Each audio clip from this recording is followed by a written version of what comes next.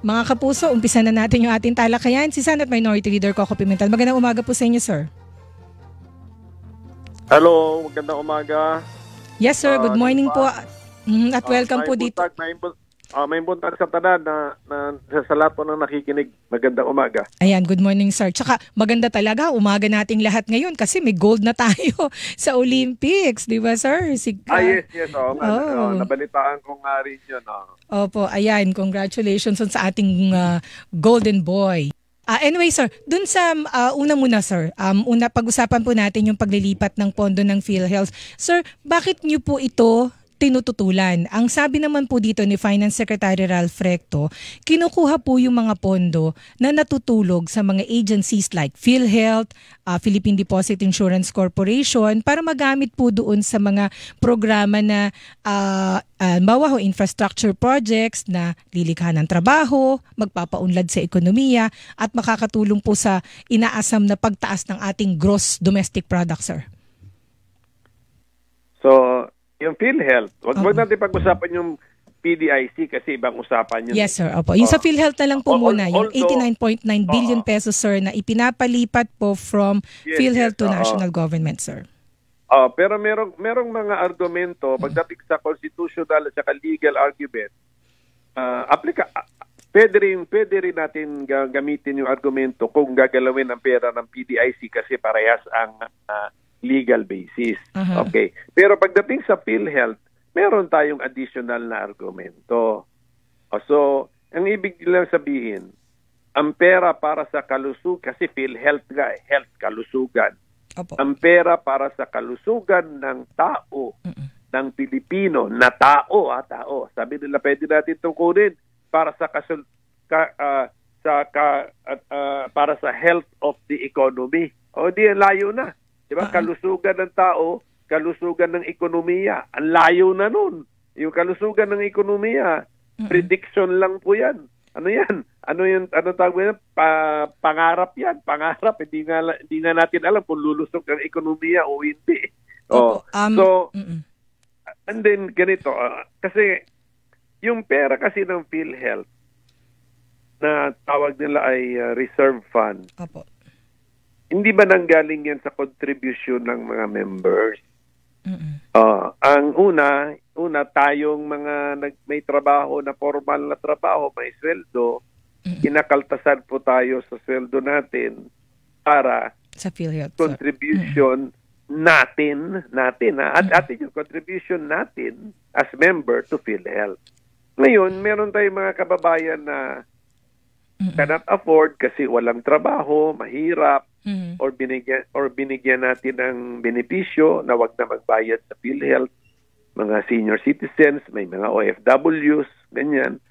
Meron pa rin nagbabayad ng kanilang contribution. Hindi lang nga sila, national government, ang tawag doon sa subsidy. Subsidy, yes sir. So although kahit tawagin natin subsidy, bayad po yun para sa membership, premium membership nila. So kung titignan natin, yung reserve fund na yan ay bayad ng mga miyembro. Di ba yung nagkagulo nung sa Maharlika, nung gustong kunin nung Maharlika Investment Fund ang pera ng GSIS? Pera ng SSS gusto nila rin kunin kasi sabi nila natutulog din. Idle funds gamitin natin. Ano ang reklamo ng mga GSIS members at SSS members? Hindi nyo na pera yan, hindi na pera ng gobyerno yan, pera na namin yan, members, sagrado na pera na yan, amin yan private money na yan. Yung argumentong yun, hindi ba pwedeng applicable sa PhilHealth yun? It's the same thing. Opo. It's the same thing. Sir, siguro i-divide natin po sa dalawang usapin ito. Yung sa legal at saka yung pong paggagamitan. Although I'm sure magkakonekta po yan. Sa legal muna, sir. Ang sabi po ni Secretary Ralph Recto nung humarap sa Senado, Finance Secretary, at saka din po, ito yung paliwanag po ng PhilHealth President, si Mr. Ledesma. Ang sabi niya po, ang sabi nila, yung paglilipat po ng pondo, nasa batas naman, ginawa po ninyo ng Kongreso yung batas, General Appropriations Act, para po sa ating listeners, ito yung batas tungkol sa national budget for this year. Nagkaroon dyan ng special provision na sinasabi na yung pong mga natutulog na pondo ng ilang agencies, mga GOCC, pwedeng kunin para po sa mga development projects. So ito yung kanilang basis. And then, humingi po sila ng opinion. Nakakuha sila ng favorable opinion mula sa Office of the Government Corporate Council, sa Commission on Audit, at saka po sa OGCC. So basically, sinasabi nila may legal basis. Pero ang sinasabi niyo po... yun yung legal basis nila. Isang batas na ako nag-vote no ako dyan eh. Nag-no ako dyan sa batas na yan eh. And then yung pang-apat na mekanismo kung paano ipa-fund ang unprogrammed appropriations, tandaan mo na yung unprogrammed appropriations na pinasa ng batas na kung saan ako iboboto ng no ay lampas sa proposal ng presidente, kaya unconstitutional din yun, di ba? So ako naman may petition din sa Supreme Court na unconstitutional yung unprogrammed appropriations. Yan yung pinag-uusapan natin ngayon kasi yung kukunin daw nila sa PhilHealth, yun ang kanilang gagamitin pera para magastusan doon sa unprogrammed appropriations. Na kung ang iba doon ay tungkol na sa daan, tungkol na sa tulay, tungkol na sa iba't ibang bagay. So galing sa kalusugan na pera, ilalagay sa daan, sa tulay para daw sa kalusugan ng ekonomiya, di ba? So yun yung counter argument natin diyan. And then number 2, kahit na let's say talo ako, din nag-no ako doon sa batas na yun, pero talo ako, pumasa yung batas. Pero nakasulat din sa isang batas, yung Universal Healthcare Law na inaamyendahan yung charter ng PhilHealth. Ang sabi doon, kung meron man excess funds ang PhilHealth, yung sabihin kung yung sinasabi nilang natutulog na funds, tawagin natin excess funds yun eh. O kung meron man excess funds ang PhilHealth, sabi doon, gamitin ng PhilHealth ito para itaas ang mga benepisyo ng kanilang mga packages, health packages, or para ibaba ang mga contribution ng taong bayan. Ibatas din yun eh. O hindi naman pwedeng amyendahan ng batas ng tungkol sa gastusin ng gobyerno yung GAA, yan yung batas eh. Amyendahan niya yung very specific na batas tungkol sa excess funds ng PhilHealth. So, general law cannot, ito na lang prinsipyo, general law cannot amend the special law. Kahit na sabihin mo latest issuance, later, mas bago yung general law. Hindi niya kayang i-amend yung special law kasi hindi naman yun ang pinag-uusapan niya. Ayun, ang tinutukoy po ninyo na special law, yung Universal Healthcare Law na nagsasabi na yung pondo niyan, para lang sa mga healthcare program, hindi na yan pwedeng ilabas ulit at dalhin kung saan pa mang gamit for healthcare at saka pagpapababa ng contribution ng members. Kasi baka tumaas pong from 4 to 5% this year. So, hindi siya pwedeng baguhin ng general law referring to the law tungkol po sa national budget, which is the General Appropriations Act. Para mas maintindihan tayo ng mga nakikinig sa atin. Hindi ba klarong, kaya ako sinasabi specific law, dahil hindi ba klarong-klaro ang pinag-uusapan doon, yung excess fund. Samantalang itong ginagamit nila na provision sa GAA, hindi ito tungkol sa PhilHealth fund. Sasabi dito, kung may excess fund ang GOCC, so pwede silang mamili ng ibang GOCC. Bakit PhilHealth ang pinili nila? Mayroong batas ang PhilHealth na sinabi, pagdating sa PhilHealth excess fund, pwede lang ito gamitin ipataas yung ating mga benepisyo or para hindi na sila mangolekta ng premium, pababain na kasi marami pa silang pera. Sir, ang situation anong mas klaro doon, hindi ba?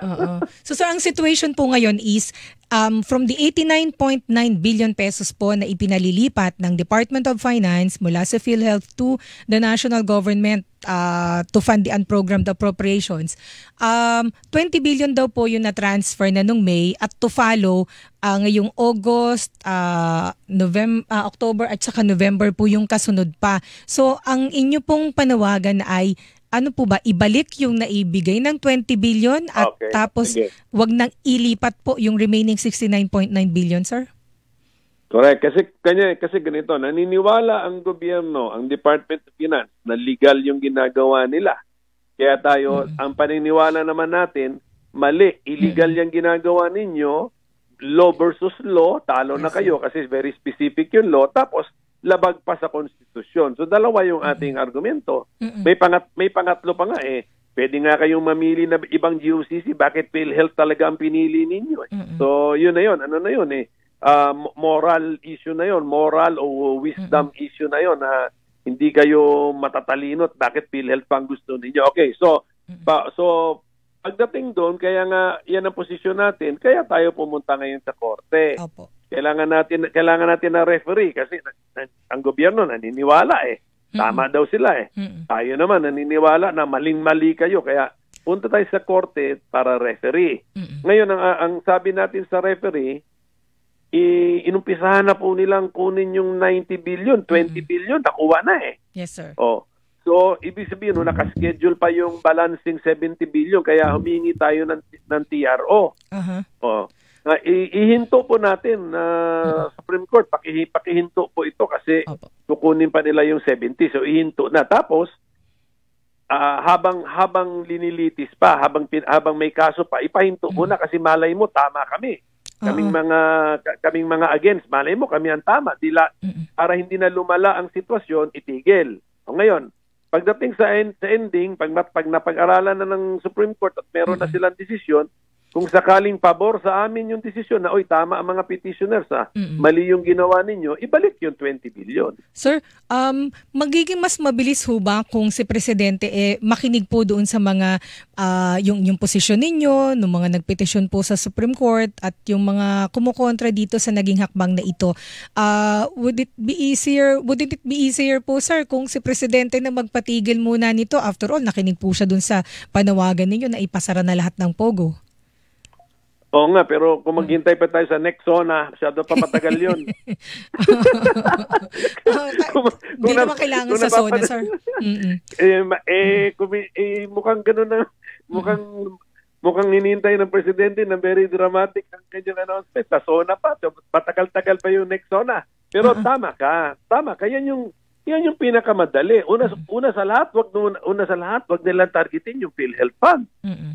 So, i-execute ngayon nila yung sinasabi nilang legal basis nila sa other GOCCs. Kaya lang, sir, kasi ngayon, nakita ho nila sa PhilHealth kasi na meron pala naman siyang 500 billion pesos. And then next year, sir, di ba automatic yung taon-taon may government subsidy ulit sa PhilHealth. So kaya, ang point nila is why not? Kung magagamit naman sa mga government programs like yung 20 billion, sir, na nauna, pinambayad daw po dun sa health emergency allowance po ng mga health workers, yung utang sa kanila pandemic time pa po. Hindi nila pwedeng gamitin ang politika kasi nagpapabango sila sa mga health workers natin na sabihin nila, sige, kunin namin itong PhilHealth para sa HEA. Hindi pwedeng, sa usaping legal at constitutional, hindi natin pwedeng sabihin na itong aming gagawin na illegal at unconstitutional, huwag kayong mag-alala, payagan nyo na kasi sa magandang purpose ito pupunta. Hindi pwede yun. Pag-usaping legal kasi at constitutional ang pinag-usapan, tatanggalin po natin yung emosyon. Wala pong ganuna na magpapalakas tayo sa isang sektor ng kayo ang babayaran nito, payagan nyo na itong illegal naming gagawin. Kaya nga, sa korte na po ang magdedesisyon yan. At kung talagang mahal nila yung mga gusto nilang tulungan, pwede naman sila maghanap sa ibang GOCCs, hindi ba? Ganun lang yung tanong. At saka,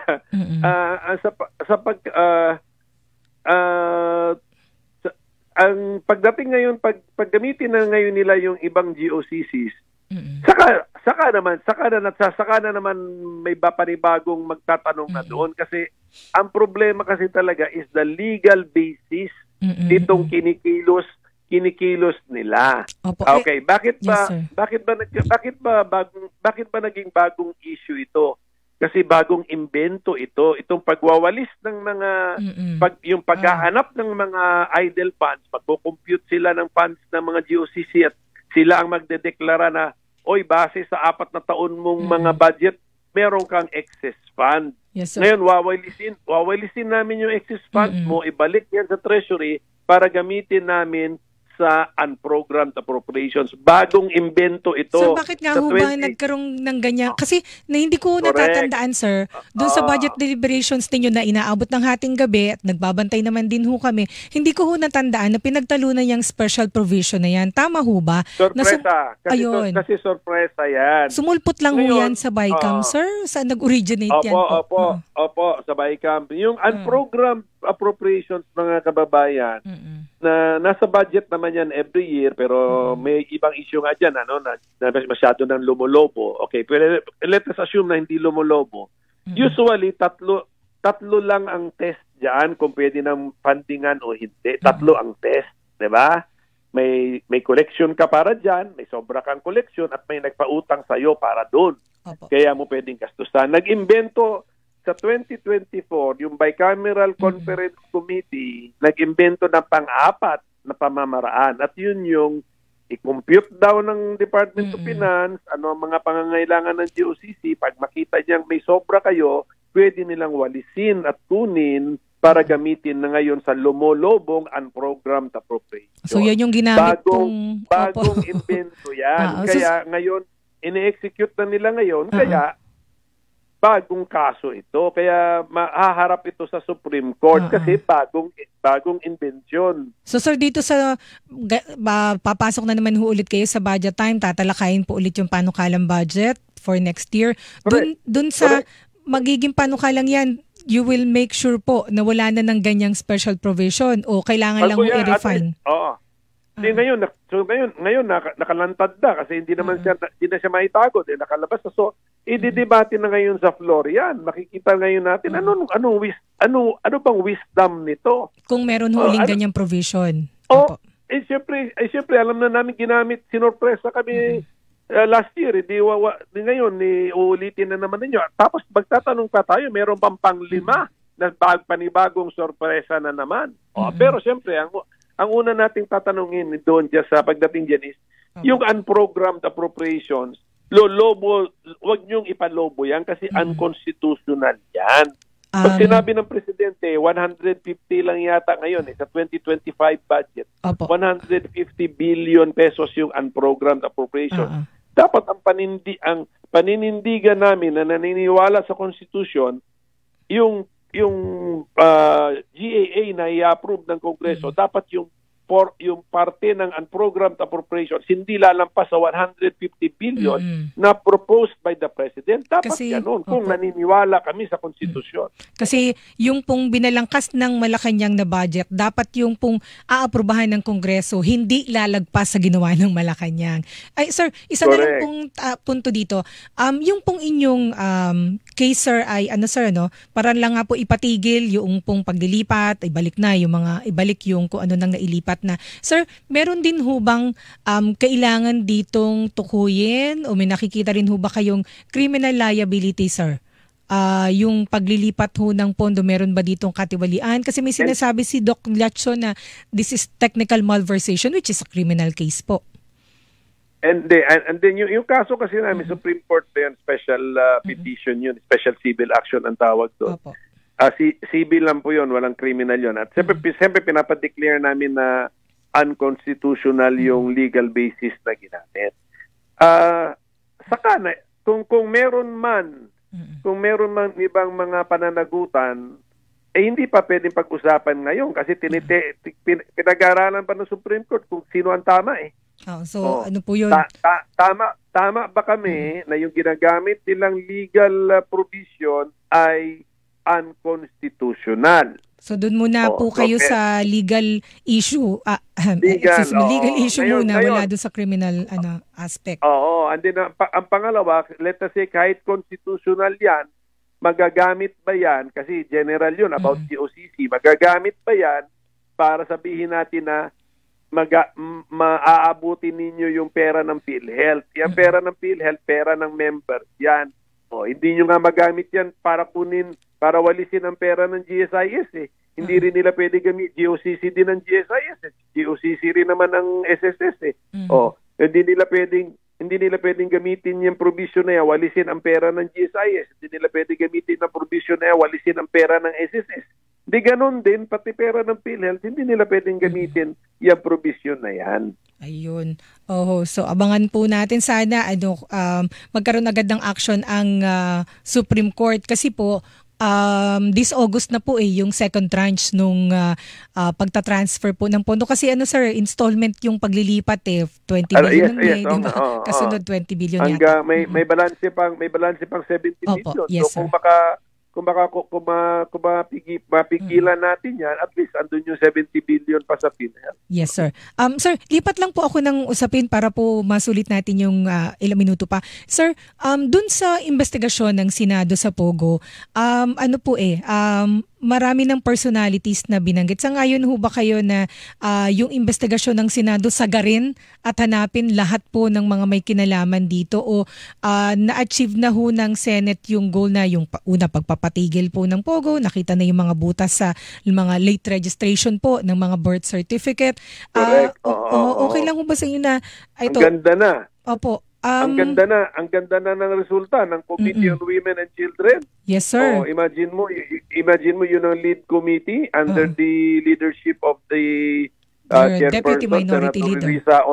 Yes, may Deputy Minority Leader. Imagine niyo yun sa leadership niya sa kanyang committee na na-expose lahat ito. Pumutok ang issue ng Pogo.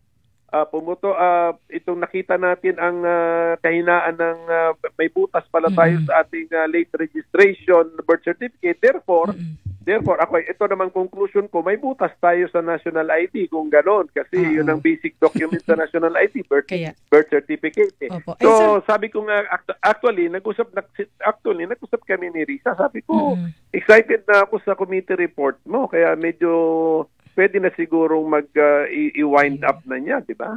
Sir, kasi ngayon ang dami pang hinahalukay. Like, nakita ho natin, nabanggit po si Attorney Harry Roque, kaya ipinatawag siya dahil sinamahan daw ho niya yung isang officer po ng Pogo Company na nagpatakbo po nung pinasarhang Pogo, na-raid na Pogo sa Pampanga. Tapos, dinidig din po, hinuhalukay din yung kinalaman po o kaugnayan ni Michael Yang, dating advisor po ni dating Pangulong Duterte dito sa operation ng mga Pogo. Sir, itong mga ganitong detalye, pwede na bang ipaubaya sa mga authorities o tama lang po sir, halukayin pa ng Senate yan? Parang na yan parang nakapwesto na kasi ang batas tungkol dyan andyan na yung maybe sa Code of Ethics sa government service or sa Code of Conduct ng mga abogado, sa anti-graft laws natin, andyan na. Plastado na po yung batas dyan. So, ang maganda napalabas lang yung mga basic facts. Siguro yung investigation na yan, medyo detective work na yan police work, law enforcement work. So pwede na sir mag-wind down at pwede na natin ipasa sa kanila, pasa na sa kanila. Pero siyempre decision pa rin ng chairman yan, ng chairperson. Pero pwede na sigurong kung hindi pa talaga matatapos, pwede na sigurong mag-partial report or initial committee report kasi excited na tayo tungkol doon kasi ang lalim na nung ang lalim na nung subject matter Ang ganda na nung subject matter, ang ganda na nung ang ganda na nung naibunyag niya sa taong bayan nalaman ng taong bayan Dinaig pa nga hunin na Senator Risa Ontiveros at Senator Sherwin Gatchalian ng mga investigador ng gobyerno sa dami ng discoveries nila Pero sir, ito lang po, yung curious case ni Attorney Harry Roque, sabi po, ang fact sir is nahuli po dun sa bahay niya. Sabi niya, yung bahay na yon pag-aari ng korporasyon na pag-aari niya basically. So sabihin na lang po natin co-owner siya nung bahay sa Tuba, Benguet kung saan po may nahuli na fugitive from China na apparently ay IT manager daw po dun sa Pogo Company, sir, na nag-operate nung Pogo dun sa Porac, Pampanga. Sir, sa ganitong situation, klaro ba ang batas natin? Kailangan ba linawin ng batas? Kasi in aid of legislation po investigasyon ng Senado. Klaro ba yung batas na merong pananagutan ho ba ang may-ari ng bahay kapag ka dun sa iyong pag-aaring bahay o pinauupahan daw ho niya, pinauupahang bahay, may natagpuan po na pugante? At no ordinary fugitives.